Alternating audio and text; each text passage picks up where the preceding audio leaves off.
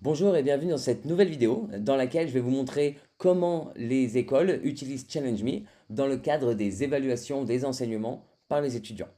On va avoir deux scénarios possibles. Le premier scénario qui existe déjà en modèle disponible dans l'application, où on va venir inscrire tous les cours qui doivent être évalués sous la forme de participants, que ce soit directement depuis le LMS lors d'une intégration ou les importer depuis un fichier CSV.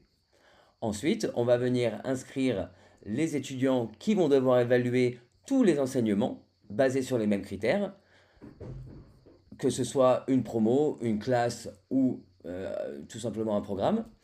Et on a des critères, nous, prédéfinis dans ce cadre-là, qui sont la clarté des explications, l'engagement en classe et la pertinence du contenu, que l'on peut bien sûr ajouter d'autres critères personnalisés ou depuis nos critères prédéfinis de notre banque de données.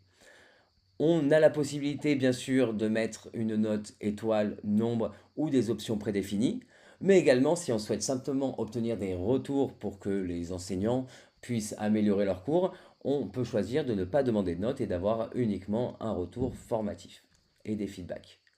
Voilà pour la première façon et le premier scénario qui est utilisé. Le second scénario va être très utile pour répartir les évaluations et faire donc de grosses cohortes. On va créer une phase d'inscription pour chacun des cours, donc en inscrivant un seul cours dans chaque phase.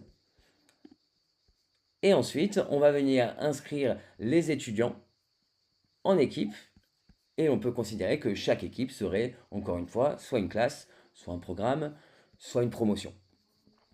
Voilà, avec toujours la personnalisation des critères qui est possible. C'est à peu près tout pour ce qui est de l'évaluation des enseignements. J'espère que c'est une fonctionnalité qui vous intéresse. Si c'est le cas, n'hésitez pas à nous contacter, je serai ravi de vous en faire la démonstration. Merci beaucoup.